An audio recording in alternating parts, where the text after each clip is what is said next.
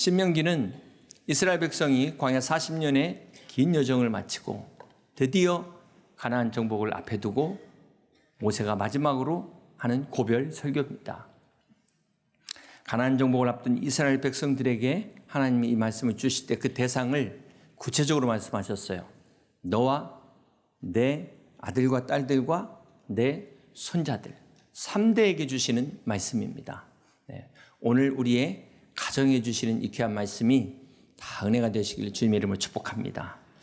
신명기의 대표적인 말씀이 쉐마잖아요. 들으라, 쉐마. 6장 4절 다시 한번 보겠습니다. 이스라엘아 들으라. 우리 하나님 여호와는 오직 유일한 여호와시니 너는 마음을 다하고 뜻을 다하고 힘을 다하여 내 하나님 여호와를 사랑하라. 여러분 하나님 여호와를 사랑하십니까? 네. 우리가 보이지 않는 하나님을 어떻게 사랑할 수 있을까요? 한 번도 본 적이 없는 하나님을 어떻게 내 마음과 뜻과 정성을 다해서 힘을 다해 사랑할 수 있을까요? 이거 사실 오늘 처음 오신 분들에게는 너무 막연하지 않습니까? 네, 너무 추상적이지 않나요? 그런데 우리 하나님께서는 보이지 않는 하나님의 사랑을 어떻게 하게 하셨냐면 보이는 사람을 통해서 가능하게 하셨습니다. 그 첫 번째 실습장이 바로 여러분의 가정입니다. 그 첫 번째 실습의 대상이 바로 여러분의 부모님이십니다. 그래서 우리가 부모 긍정을 단순한 효, 도덕, 윤리적 차원에서 보시면 안 되고 오늘 하나님께서 말씀하시는 이 부모 공경이라는 것은 우리가 막연한 하나님의 사랑, 추상적인 하나님의 사랑을 어떻게 해야 될 것인가를 가르쳐주는 구체적으로 검증하는 신앙의 첫 시험대라는 사실을 잊지 마시길 바랍니다. 요한일서 4장 20절입니다. 누구든지 하나님을 사랑하노라 하고 그 형제를 미워하면 이는 거짓말하는 자니 보는 바 그 형제를 사랑하지 아니하는 자는 보지 못하는 바 하나님을 사랑할 수 없느니라. 형제도 그럴진데 하물며 부모는 어떻겠습니까? 똑같은 원리죠. 매일 함께 사는 우리 부모님을 공경하지 못하는 자가 어떻게 하나님을 경외할 수 있겠냐? 그건 말이 안 된다라는 것이죠. 네, 그렇습니다. 사랑하는 성도 여러분, 그렇다면 우리가 부모를 공경하는 것은 무엇을 말씀할까요? 오늘 우리가 함께 읽은 신명기 5장 10계명에서 16절 다시 한번 읽습니다. 너는 내 하나님 여호와께서 명령한 대로 내 부모를 공경하라. 여기 공경이 구약 히브리어에는 카바드라는 단어인데요. 이 뜻은 무겁다라는 뜻을 갖고 있습니다. 그러니까 부모를 공경한다는 것은 부모의 존재에 무게를 두는 것이다. 신약의 에베소서 6장 2절입니다. 내 아버지와 어머니를 공경하라. 공격하라가 아니라 공경하라. 신약은 헬라어죠. 티마오입니다. 가치를 인정해라. 존귀하게 여겨라. 그러니까 구약의 히브리어 카바드와 신약의 헬라어 티마오가 같은 의미다. 부모를 공경한다는 것은 부모의 무게를 인정하는 것, 그것을 말하는 것입니다. 그렇다면 이 부모의 무게는 어디서 올까요? 부모님의 인격에서 옵니까? 부모님의 학식에서 옵니까? 부모님의 능력과 재력에서 오는 것입니까? 이것은 바로 나의 부모로 세우신 나의 부모로 세우신 하나님께로부터 오는 것이다. 그래서 부모의 무게는 바로 하나님의 무게다. 말씀의 무게가 부모의 무게라는 거예요. 대단한 거죠. 그렇기 때문에 하나님의 말씀에 무게를 두는 사람은 당연히 부모에게 무게를 둬야 된다는 것입니다. 우리 부모님이 비록 학식이 높지 않을지라도 가난하실지라도 병약하실지라도 그 부모의 무게를 인정하는 것이 진정한 공경의 큰일 날 뻔했네. 공경의 의미입니다. 여러분 창세기 9장에 보면은 그 유명한 노아와 세 아들의 사건이 나옵니다. 홍수 이후에 의인이라고 칭함받는 노아가 그만 이제 포도주를 너무 많이 마셔가지고 실수를 합니다. 장막 안에서 발가벗고 들어놓았어요.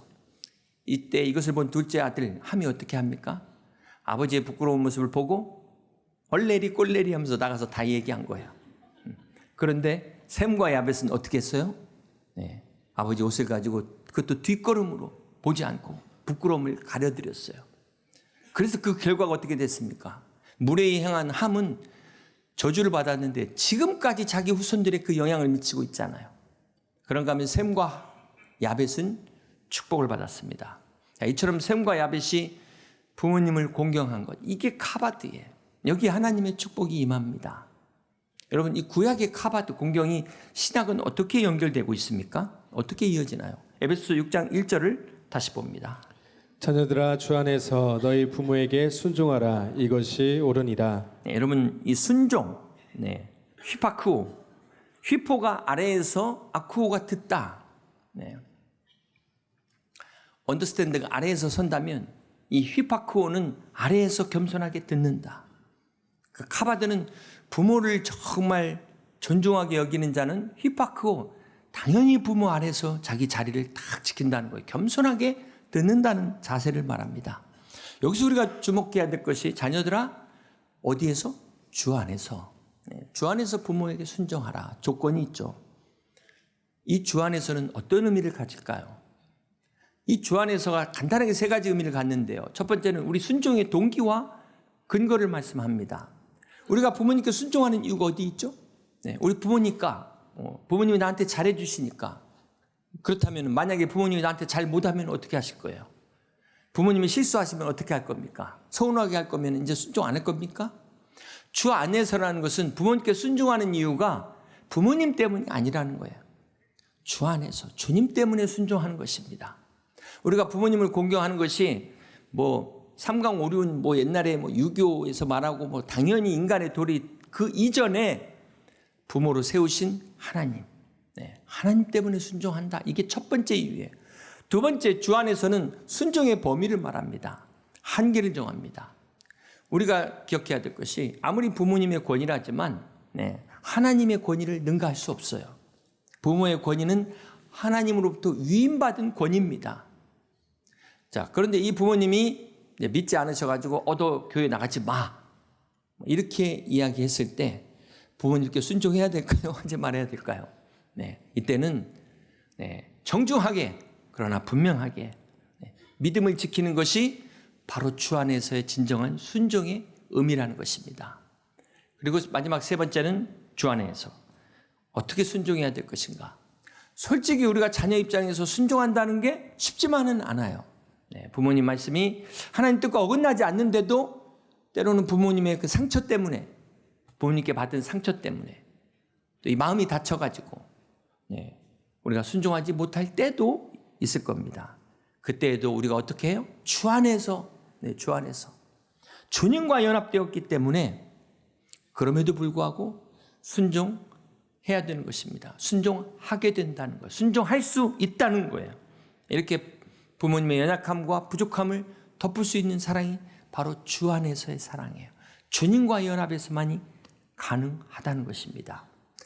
그러므로 순종은 내가 억지로 짜내가지고 울며 겨자 먹기로 한다기보다는 주 안에서 이루어지는 거예요. 주 안에서 부어지는 거예요. 주 안에서 가능한 거예요.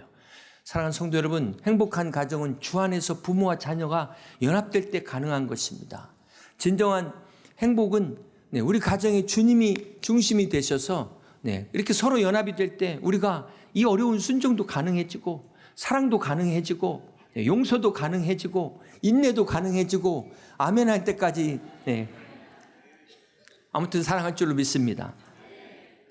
어쩌면 여러분 이 가운데 부모님께 받은 상처가 너무 크신 분도 계실 줄로 압니다. 막 어렸을 때부터 학대를 당해가지고 그게 여전히 해결되지 않으신 분도 있을지 모르겠어요. 어쩌면 부모와 연을 끊은 분도 있을 수도 있을지 모르겠습니다. 정말 안타까운 일이죠. 그런데 하나님께서 오늘 십계명의 5계명을 주실 때 여기 내 부모를 공경하라. 여기 어떤 조건이 있나요? 상처 주지 않은 부모만 공경해라. 네가 만족한 부모만 공경해라. 그런 조건이 있습니까? 여러분 생각해 보세요. 이 세상에 정말 효도를 받을 만한 100점 만점짜리 부모가 누가 있을까요? 단 한 명도 없습니다. 그런데 그런 부모, 그런 연약한 부모를 통해서 하나님이 오늘의 나를 여기까지 인도하셨다는 거예요.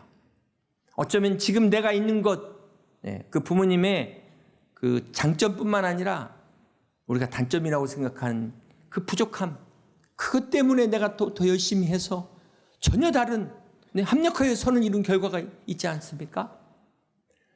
사랑하는 성도 여러분, 사사시대는 모두가 다 자기 소견대로 행하던 시대였어요. 다 자기 멋대로 살던 그런 시대. 남편도 잃고 사랑하는 두 아들 다 잃어버린, 그래서 빈손으로 돌아온 나오미라는 시어머니가 있었습니다. 오죽하면 나를 말하라고 부르라고 그렇게 비참하고 절망했던 이 시어머니 나오미에게 며느리 룻이 함께 했어요. 이 룻이 시어머니를 따라간 이유가 어디 있을까요? 시어머니 성격이 좋아서입니까? 시어머니가 부자였습니까? 이 시어머니 나오미는 룻에게 아무것도 줄 수 없는 그러한 시어머니였습니다. 그런데도 이 룻이 시어머니에게 한 고백을 보세요. 뭐라고 고백하고 있습니까? 어머니의 백성이 나의 백성이 되고 어머니의 하나님이 나의 하나님이 되시리라는 믿음을 고백하고 있지 않습니까? 그렇습니다. 룻은 시어머니를 본 게 아니에요. 시어머니가 믿는 하나님을 본 겁니다. 사랑하는 성도 여러분, 하나님께서 이 룻에게 어떤 복을 주셨습니까? 이스라엘의 최고의 왕 다윗의 증조 할머니가 되게 했어요. 더 나아가 메시아의 족보에 이 이방 여인 룻이 이름이 올라가는 이 영원한 복, 영혼의 복을 받은 겁니다. 비록 모압 여인, 이방 여인이었지만 시어머니께 믿음으로 효도한 이 룻이 인류 구원의 그리스도의 계보에 그 이름이 올라간 영광을, 축복을 누리게 된 것을 믿으시길 바랍니다. 사랑하는 성도 여러분, 우리가 자녀로 태어났는데 그렇게 자녀로 살고 있는데 그러다 보면 나도 모르는 사이에 부모의 자리에 또 서게 되고 그러다 보면은 또 어느덧 세월이 흐르다 보면 조부모의 자리에 서게 됩니다. 부모님께 사랑만 받았던 그 사랑을 이제는 갚아야 될 그런 자리에 있게 되고 부모님께서 그렇게 들려주셨던 그 귀한 사랑과 믿음의 교훈을 이제 자녀들에게 다시 들려줘야 될 그런 자리로 우리가 어느덧 바뀌어 있다는 거예요. 자, 이처럼 부모 공경과 순종은 한 세대에서 끝나는 게 아니라 계속해서 우리 자녀들로 다음 세대로 이어져 가야 되는 하나님의 약속입니다. 축복이에요. 우리 신명기 32장 7절입니다. 옛날을 기억하라. 역대의 연대를 생각하라. 내 아버지에게 물으라. 그가 내게 설명할 것이요 내 어른들에게 물으라. 그들이 내게 말하리로다. 하나님께서 모세를 통해서 자녀들에게 말씀합니다. 내 부모에게 물으라는 거예요. 질문하라는 거예요. 이 물으라라는 이 명령은 자녀에게만 주어진 것이 아니라 부모에게도 똑같이 주어진 하나님의 명령입니다. 우리 자녀들은 부모들에게 겸손하게 묻는 이 자세를 가져야 된다면 우리 부모들은 어떻게 해야 돼요? 그 질문에 대답할 준비가 되어 있어야죠. 가르칠 책임이 있다는 것이 부모에게 있다는 것입니다. 자, 그러면 자녀들은 무엇을 묻고 부모는 무엇을 대답해야 될까요? 그 내용이 신명기 6장 20절에 있습니다. 후일에 내 아들이 내게 묻기를 우리 하나님 여호와께서 명령하신 증거와 규례와 법도가 무슨 뜻이냐 하거든 너는 내 아들에게 이르기를 우리가 옛적에 애굽에서 바로의 종이 되었더니 여호와께서 권능의 손으로 우리를 애굽에서 인도하여 내셨나니. 여러분, 지금 자녀가 묻고 부모가 답하는 내용이 무슨 내용입니까? 지금 우리 집안이 어떤 집안인 줄 아냐? 너 지금 네 부모가 얼마나 공부 많이 한 사람인 줄 알아? 얼마나 많은 재산을 갖고 있는 줄 알아? 이 내용이 아니잖아요. 우리가 옛적에 애굽에서 바로의 종이 되었더니 여호와께서 권능의 손으로 우리를 인도하여 내셨다. 하나님의 구원의 역사를 간증하고 있는 것입니다. 안타깝게도 유산이 많을수록 가족 간의 우애가 깨질 확률이 높습니다. 차라리 물려줄 게 없으면 평생 가족들 사이가 좋았을 텐데 유산 때문에 가족이 원수가 돼버렸어요. 이게 누구의 책임이에요? 부모의 책임이에요. 부모. 평생 땀 흘려 모은 재물을 움켜쥐고 가져갈 수 있습니까? 단 한 명도 가져갈 수가 없는데 마치 내가 영원히 살 것처럼 열심히 살다가 이제 갑자기 돌아가시는 거죠. 아무 준비 안 해놓고 돌아가시면 어떻게 되죠? 안타깝게도 부모님 장례식이 끝나기도 전에 자식들이 유산 때문에 등을 돌리는 비극이 남 얘기가 아니라는 거예요.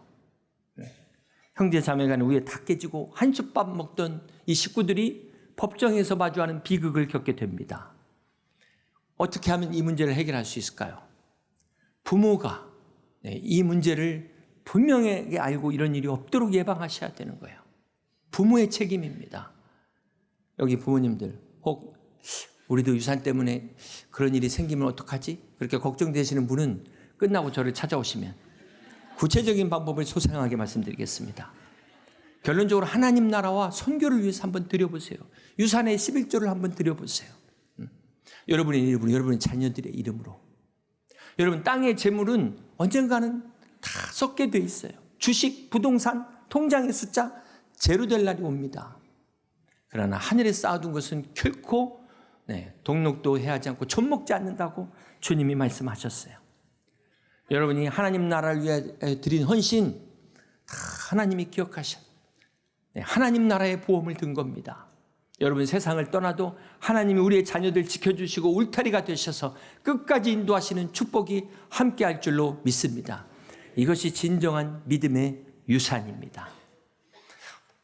사랑하는 성도 여러분, 오늘 본문의 10계명 가운데 부모 공경에 관한 5계명만 유일하게 약속이 붙어 있어요. 축복이 있어요. 그게 어떤 약속입니까? 어떤 축복입니까? 신명기 5장 16절 다시 봅니다. 너는 내 하나님 여호와께서 명령한 대로 내 부모를 공경하라. 그리하면 내 하나님 여호와가 내게 준 땅에서 내 생명이 길고 복을 누리리라.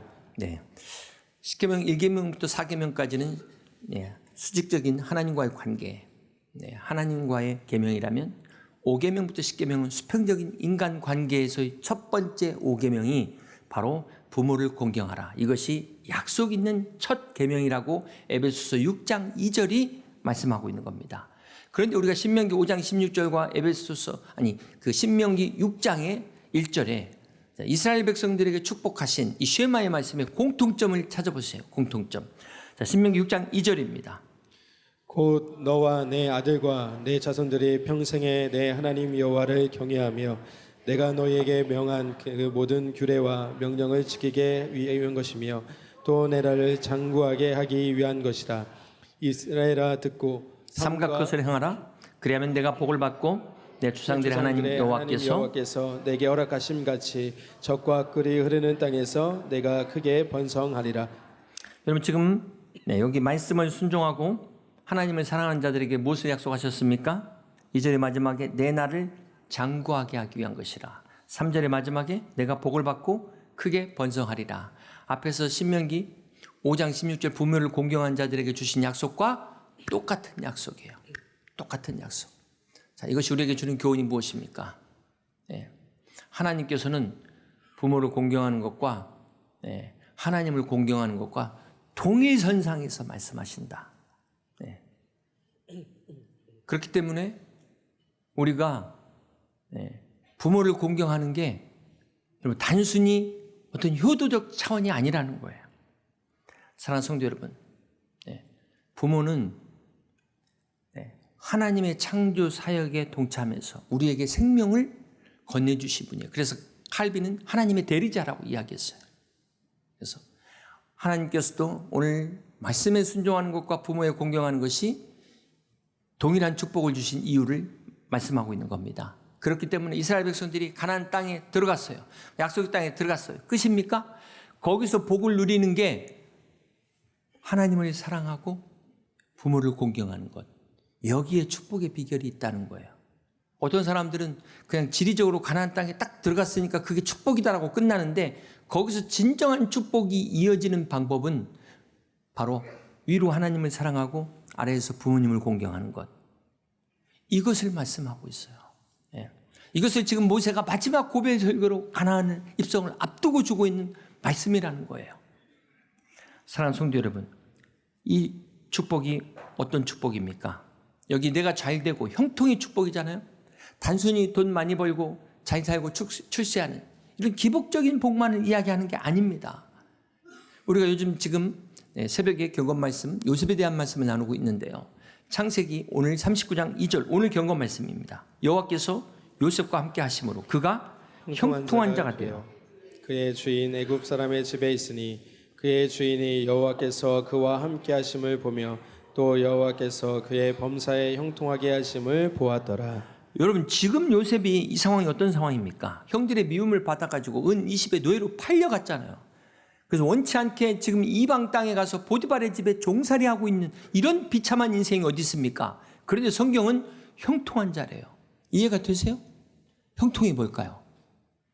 하나님이 함께하는 게 형통의 시작이에요. 여러분, 지금 아무리 잘 나가도 하나님이 함께 하시지 않은 거는 돼지한테 밥 주는 거하고 똑같은 거예요. 진정한 형통은 상황이나 환경이 좋아지는 게 아니라 어떠한 환경에서도 하나님과 함께하는 것이 형통입니다. 이 사람은 마지막 환경까지도 형통하게 되는 게 성경이 말하는 형통이에요. 근데 우리는 자꾸 상황과 환경만 형통하려고 하니까 불통하는 거예요. 안 되는 거예요. 사랑하는 성도 여러분, 요셉은 아버지 야곱을 공경하는 아들이었습니다. 형들이 자기 미워하는 것을 왜 몰랐겠어요?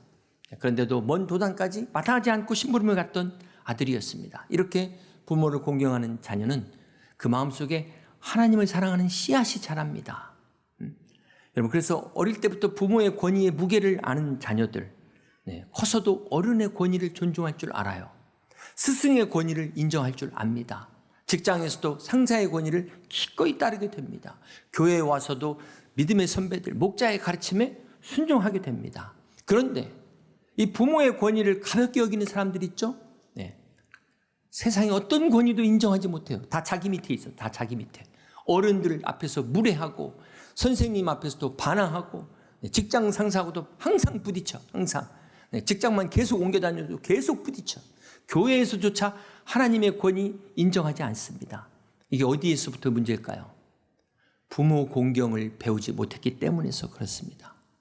그래서 여러분, 부모 공경은 단순히 효도적 차원이 아니라 한 인생을 세우는 토대예요. 토대. 하나님이 이 토대 위에 약속의 말씀을 하셨어요. 여기에 진정한 형통이 꽃피우게 되는 겁니다. 부모 공경 위에 진정한 형통이 꽃피우게 되는 것이다. 두 번째 약속이 장수의 축복이죠. 여러분, 아무리 오래 살아도 건강하지 않으면 이게 무슨 축복입니까? 오늘 하나님께서 부모를 공경하는 자들에게 약속하신 장수는 그냥 육신의 목숨만 오래 사는 게 아니라 생명이 살아있는 관계 속에서 사랑하는 사람들과 누리는 풍성한 복을 말하는 거예요. 오늘도 우리가 살아있기 때문에 이 은혜를 누리지 않습니까? 이 축복을 누리지 않습니까? 오늘 신명기 6장 2절이 약속하신 너와 내 아들, 딸들과 내 손자들이 평생에 누리는 복이 이 복이에요. 그렇습니다. 그러므로 사랑하는 성도 여러분, 부모 공경은 나 혼자 잘 먹고 잘 사는 복이 아닙니다. 부모 공경은 한 가문의 영적 흐름을 바꾸는 축복의 열쇠입니다. 우리 가정의 신앙의 대가 끊기지 않는 축복의 통로인 것을 믿으시길 바랍니다. 이제 말씀을 정리합니다. 자녀가 나이 들면서 부모를 바라보는 시선이 변하는데요. 이런 내용이 있어요. 4살 때 우리 아빠 뭐든 할 수 있어요. 7살 때 우리 아빠 모르는 게 없어요. 12살 때 우리 아빠도 모르는 게 있네. 14살 때 우리 아버지 세대 차이가 너무 나요. 25살 때 아버지 이해합니다만 그건 기성세대입니다. 30살 때 아버지의 의견도 일리가 있네요. 40살 때 여보 우리가 이 일을 결정하기 전에 부모님께 한번 여쭤봅시다. 50살 때 우리 아버님 어머님 훌륭한 분이셨어. 60살 때 우리 부모님 살아계셨다면 조언을 들었을 텐데. 여러분 지금 어느 단계에 계세요? 부모님이 살아계실 때 그때 잘할 걸 후회하기 전에 살아계신 오늘 그 한마디에 무게를 둘 줄 아는 귀한 자녀들 되시길 주님의 이름으로 축복합니다. 옛말에 나무가 고요하고자 하나 바람이 그치지 아니하고 자식이 효도하고자 하나 부모가 기다려주지 아니한다. 그런 것처럼 부모는 끝까지 기다려주지 않습니다. 여러분 우리 부모님 돌아가신 뒤에 제사상에 산에 진미 차려놓은들 그게 효도입니까? 진정한 효도는 돌아가신 뒤에 차리는 100번의 제사가 아니라 살아계실 때 하는 것입니다. 여러분 명절마다 어버이날마다 좋은 옷, 음식, 때마다 여행이 효도가 아닙니다. 부모님께 진정한 효도가 뭘까요? 아직도 예수님을 알지 못하는 부모님, 예수님 믿고 천국에서 다시 만나는 것, 이게 진짜 효도 아닙니까? 그러기 위해서 우리가 부모님을 위해 기도해야 됩니다. 눈물로 기도해야 됩니다. 살아계실 때 복음을 듣고 예수님 영접하실 수 있도록 포기하지 않고 끝까지 기도하는 믿음의 자녀들 되시기를 주님의 이름으로 축복합니다. 또한 우리 부모님 이미 천국에 가신 분들도 우리 부모님들이 남겨놓으신 신앙의 유산을 잘 지키시고 이어가셔서 또 우리가 우리 자녀들에게 우리 부모님이 그렇게 하신 것처럼 우리의 신앙의 유산을 다음 세대에 물려주는 진정한 부모 공경의 의미를 깨닫는 여러분 되시기를 주님의 이름으로 축복합니다. 비록 이제 연세가 있으셔서 육신의 부모가 안 계시지만 또 우리가 영적으로 나를 이끌어 주신 이 영적인 부모님들 계시잖아요. 믿음의 부모님들을 공경하시는 여러분 다 되시기를 바랍니다. 그리고 무엇보다도 잊지 말아야 될 게 우리에게 아버지, 하늘 아버지가 계시잖아요. 육신의 부모는 줄 수 없는, 베풀 수 없는 그 사랑으로 우리를 끝까지 사랑하시는 하나님 아버지가 우리의 진정한 아버지이십니다. 그 하늘의 아버지는 하나밖에 없는 독생자 예수 그리스도를 저와 여러분을 위하여 십자가에 내어주시기까지 사랑하신 하나님 아버지이십니다. 세상 어떤 부모도 줄 수 없고 아니 흉내조차 낼 수 없는 그 사랑으로 자녀들이 갚을 수 없는 그 사랑으로 우리를 사랑하신 그 하나님 아버지. 오늘 우리가 그 사랑을 받았어요. 우리가 오늘 그 사랑을 깨달았지 않습니까? 그렇기 때문에 우리가 부모를 공경할 수 있는 것입니다. 부모를 공경해야 되는 것입니다. 우리가 그 사랑을 알기 때문에 우리 자녀들 다음 세대로 이 사랑을 흘려 보내야 되는 것입니다. 가르쳐야 되는 것입니다. 주님이 약속하신 이 귀한 축복이 여러분 가정에 임하시기를 주님의 이름으로 축원합니다. 오직 그리스도 예수 안에서 주 안에서 하나님이 사랑하는 자들에게 부모를 공경하는 자들에게 약속하신 이 귀한 축복이 여러분 가정에 풍성하시기를 주님의 이름으로 간절히 축원합니다.